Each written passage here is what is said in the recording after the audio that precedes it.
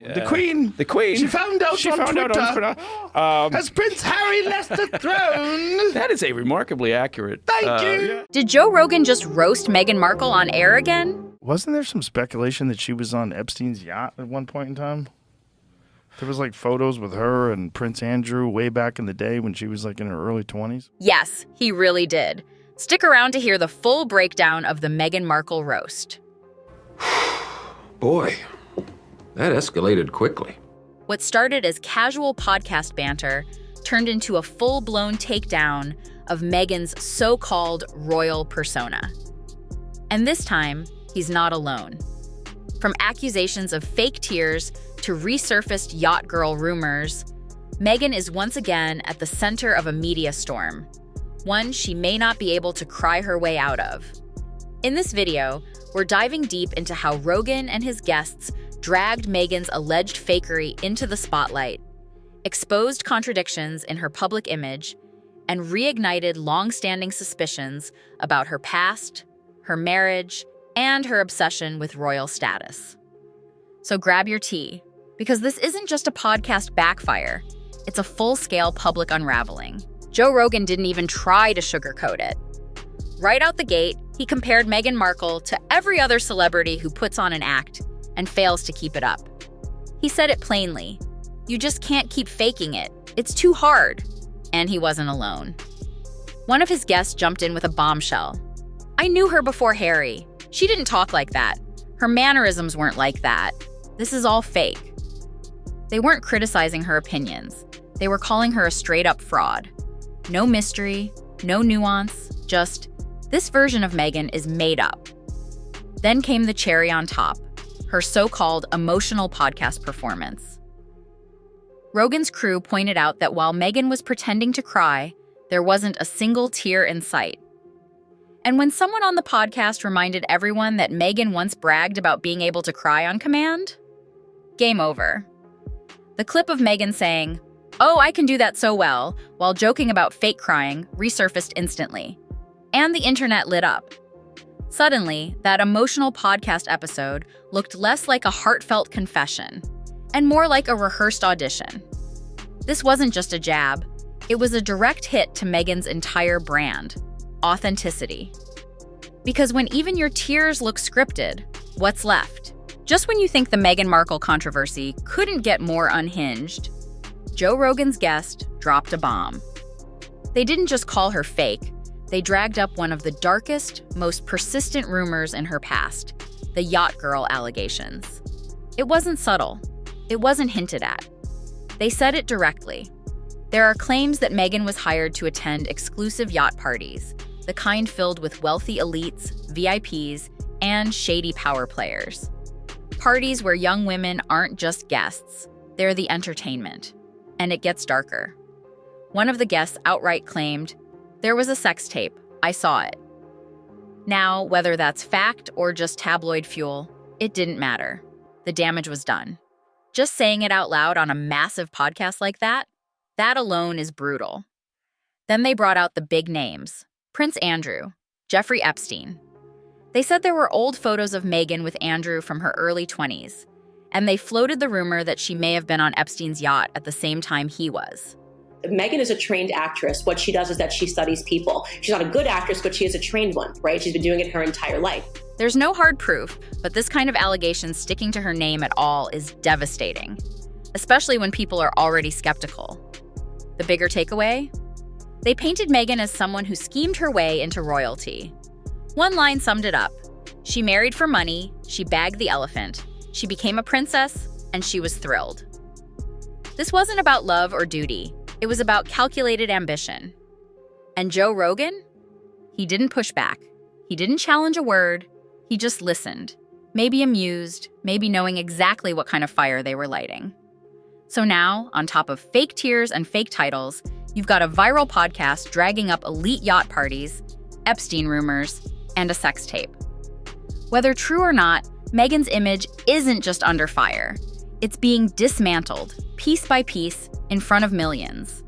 while she simultaneously plays the victim. My castle's too small. The queen is mean to me. They won't let me call myself Her Royal Highness anymore, but I'm going to put it all over my stationery and on the gifts that I give to my friends. If Meghan Markle wanted to prove she moved on from the royal family, she just blew it. During her recent podcast appearance, a photo flashed on screen of a gift basket she'd sent to the host. Cute gesture, until viewers zoomed in on the handwritten card. It was signed, with the compliments of Her Royal Highness, the Duchess of Sussex. Wait, what? She's not allowed to use that title anymore. That was the whole point of her and Harry stepping back from royal duties. The Queen stripped them of those titles when they ditched the palace for Hollywood. So why is Meghan still signing cards like she's holding court? Critics pounced immediately. This wasn't a casual mistake. This was intentional. She used the full royal style, in writing, on a gift, during a public-facing podcast. Not even subtly. It was a flex, and people weren't buying it. There are no heroes here. I find it a little bit cringe to give a gift to a close friend and sign it Her Royal Highness, but I find it way cringier and just very, very petty that Prince William is reportedly just waiting to take the throne and be king so that he could strip her of her title. Comment sections lit up with, "You can't have it both ways, Meghan. You walked out. Stop clinging to the crown." Even her own supporters were cringing. Because if you're really trying to live a normal life, why are you still using a royal title you were stripped of? And here's where it gets worse. The monarchy noticed. Polls show that 2/3 of Brits want Meghan and Harry stripped of all royal titles. Not just the HRH styling, but everything. And a staggering 97% of one recent poll said King Charles should officially cut them off for good. So far, Charles hasn't pulled the trigger. But insiders say Prince William won't hesitate when he becomes king. He reportedly sees Meghan and Harry's behavior as a betrayal and wants to protect the crown's reputation, even if that means going nuclear. So this wasn't just a signature on a card, it was a red flag to the monarchy. And Meghan? She either didn't think anyone would notice, or she just didn't care. Either way, the message was clear. She's still obsessed with being royal, even if the royals want nothing to do with her. Honestly, the pair of them are just moany, whiny, awful, hypocritical, vile people. They really are. If Meghan Markle thought her podcast appearance with Jamie Kern-Lima would rebuild her image, it did the exact opposite. Billed as a deep, emotional conversation, the episode quickly became a masterclass in cringe. Right from the start, viewers weren't buying it. Meghan tried to get emotional, even appeared to choke up. But there were no actual tears. Just dramatic pauses, quivering voice, and what looked suspiciously like Oscar-level acting. And then came the smoking gun, a resurfaced video from years ago where Meghan laughs about being able to cry on command.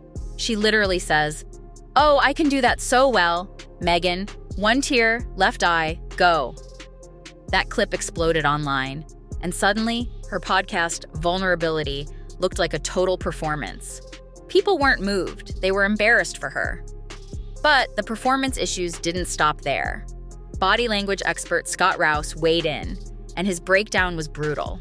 He pointed out that Meghan's tone, expressions, and gestures didn't match.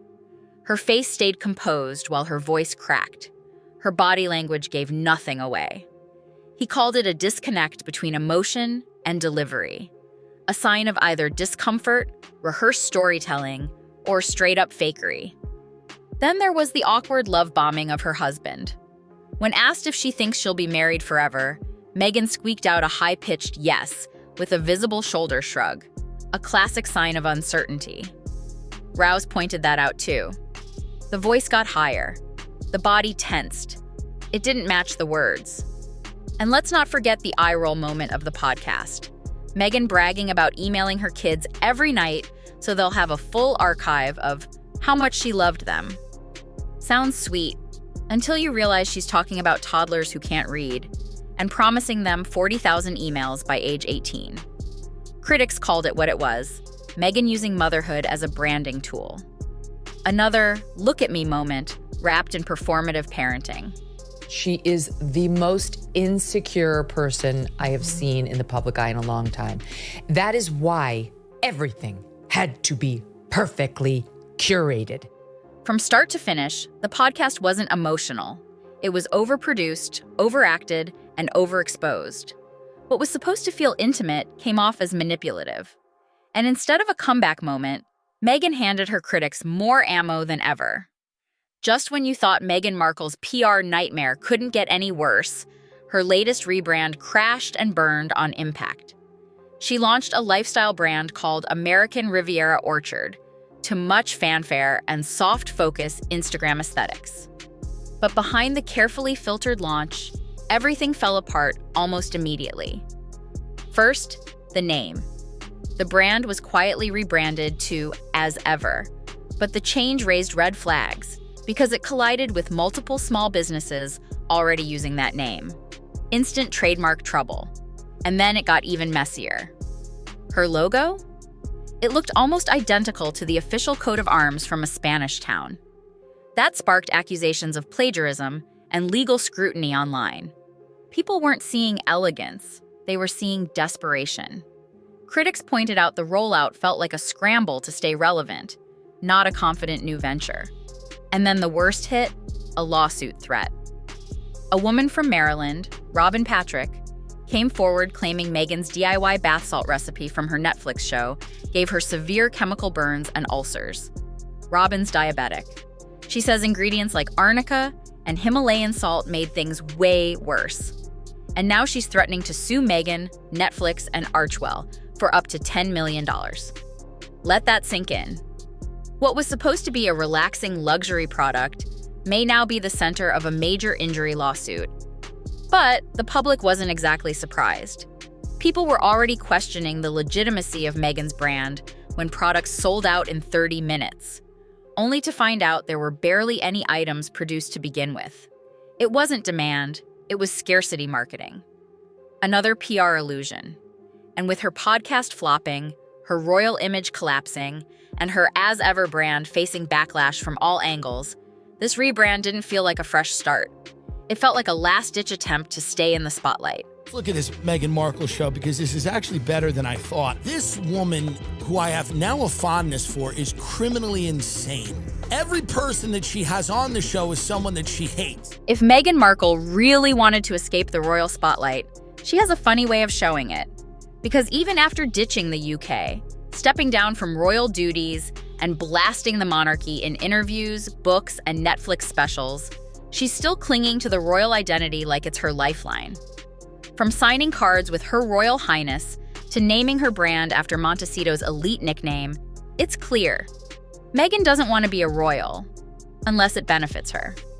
And the public is done playing along. Online, people are calling out the hypocrisy. You don't want the responsibilities, but you still want the perks?